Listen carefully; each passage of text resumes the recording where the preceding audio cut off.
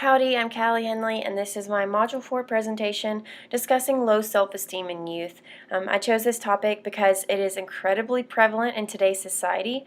If you're around youth at all, you will see low self-esteem cases every single day, and that low self-esteem can lead to extremes, can cause youth to act out in several different ways, and can affect their education overall.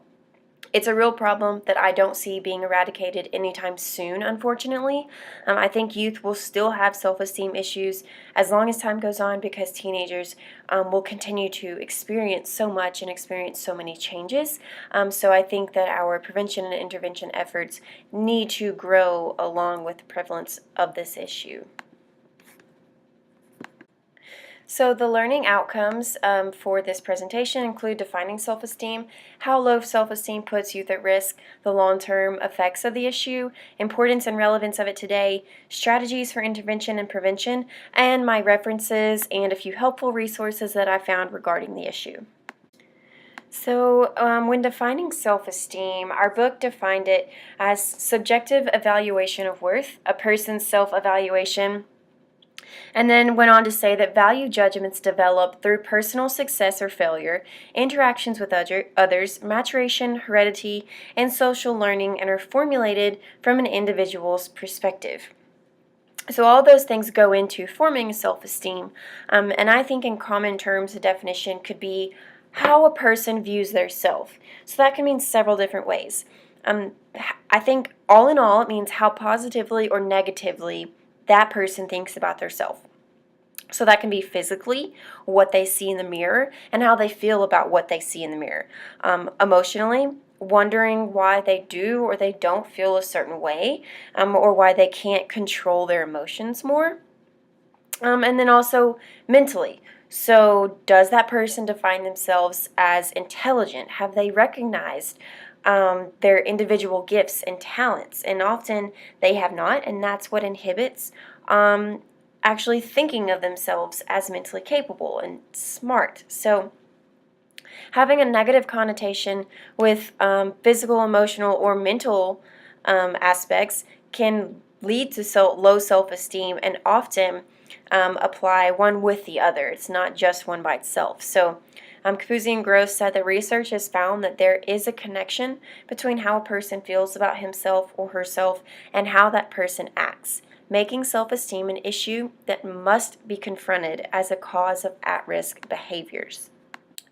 So there are different causes of that low self-esteem, and according to Capuzzi and Gross, factors of parental involvement as a cause include expecting perfection. So if that parent expects a much higher level of perfection than that child can actually perform, that really leads to a self-esteem issue because that child is solely trying to please their parent but simply can't reach that level of unreasonable perfection. Inconsistency and failure to set limits. So parents need to know how to set limits that allow a child to reach their full potential, to try and find those goals and those talents, but also not expect that perfection, like we said, that was unreasonable. So failure to give positive feedback. A child needs to be to know that their parent is supportive of what they're involved in and thinks that they're doing a good job. So failure to give that positive feedback can really make that child feel like they are not pleasing their parent at all, which is often, the individual's role model. So failure to give that positive feedback is a definite cause. Failure to listen, that doesn't mean just listening when that child talks. That means being involved in whatever that child is involved in, and being aware of what's going on in their life. So rejection, that's absolutely not okay if a parent rejects their child for any given reason. So that 100% could lead to low self-esteem issues and no explanation is even needed. So being a maladjusted role model, if that child, like I said, often looks up to their parent as a role model, and then that parent turns out to not be who that child thought that they were, that can really lead to some self-esteem issues and make that adolescent wonder, even more so who they are, what they're working towards, what their goals are, why they were looking up to someone who turned out to not be who they thought they were. And then failure to help children adapt. If there are changes going on in that family's life, that parent absolutely needs to be there to help that child through that process. Forcing children into a pattern. Again, you need to leave room for children to grow and to learn. And so if parents don't do that, then that child thinks that they are very limited. And then allowing and supporting procrastination, again, leading back to we need to challenge adolescents and allow them to reach their goals and hold them accountable. So, lack of supportive friends. These are a few things I've noticed in observing youth, and really, that just goes back to making that individual feel alone and feel isolated. And there's research done that a youth performs better in school and in activities if they have that support group, if they have friends, if they are more accepted socially. And so that definitely leads to low self-esteem, learning or physical disabilities. I think that our society has absolutely made improvements in making these individuals feel more included, and that is incredible, and I applaud that. But I think we still have room to grow there, because we do not want those adolescents to feel secluded at all, whether it be dyslexia or paralyzed from the waist down. They need to feel included and accepted and as talented as the next person. So a different opinion or outlook, just something I kind of personally witnessed, it just makes you feel isolated. It makes you feel alone and wonder why people don't think of things the same way that you do. Again, that goes back to children perform better if they are more socially accepted. That's what research has found. So there are several different causes for low self-esteem, but those are just a few that I found.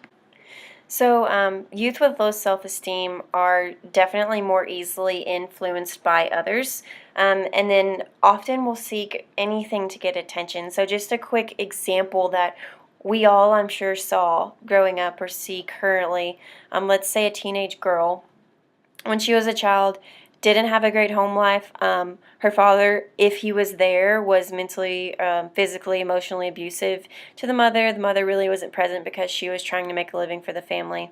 And so once that girl gets into those teenage years, a boy gives her attention, and she latches onto him. She doesn't look deep into his personality first. She's just happy that she gets attention because she has such low self-esteem from that family life that she did not ask for, that she just kind of had to experience. She's looking for that emotional support, and then that relationship goes south, and that could lead to a long line of risk of things our book mentioned, like STDs, teen pregnancy, drug and alcohol abuse, physical or emotional abuse, because she simply latched on to that attention long before she really looked into his personality. And so that's just one really common example of how self-esteem could influence youth. But moving on into some long-term effects.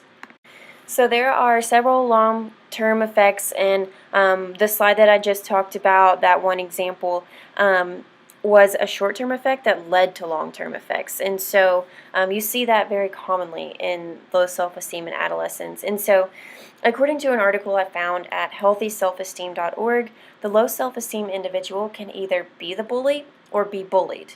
But both definitely affects teen suicide, and teen self-harm is a real problem. And low self-esteem in teens is one of the leading causes of that. And also on the note of poor health, depression can seriously impact an individual's overall health. And teens with low self-esteem are found to be filled with that depression. And that self-esteem has commonly, recently, been linked to, eating disorders in females, or other things like that can really affect adult health moving forward. So the bullying previously mentioned could lead to criminal behavior, or the limited economic prospects could also lead to that criminal behavior. Or criminal behavior just because, again, that individual with low self-esteem is attempting to find attention of some form. So low self-esteem youth often either act out in class, causing a learning block, or they're quiet and scared to challenge themselves in school or speak up at all because they have such a fear of being wrong, because that self-esteem is hindering them from understanding their full educational ability. And so because of that hindrance in school, their future will really be limited in terms of college careers if they don't begin to apply themselves in grade school. So that could inhibit their future career opportunities, and even just going into a career right after high school, that could really inhibit their ability to speak to employers if they don't get a hold of that self-esteem issue. So that could really lead to economic or social prospect limits in adulthood. I said it in the beginning, teenagers' experience changes will continue until the end of time. Therefore, the issue of self-esteem will also go on, and the presence of at-risk behaviors will as well. The presence of those has actually grown recently. So our prevention and intervention efforts need to match that growth, and they have, but we still have room to grow, is what research has found. So according to myaccesshealth.org, there's been an increase in self-esteem issues because of an increase in social media use. So online communities, they said, are an essential part of adolescent lives, and exposure to those hurtful messages, pictures, videos, articles, websites, and more are experienced by thousands of teens everywhere, every single day.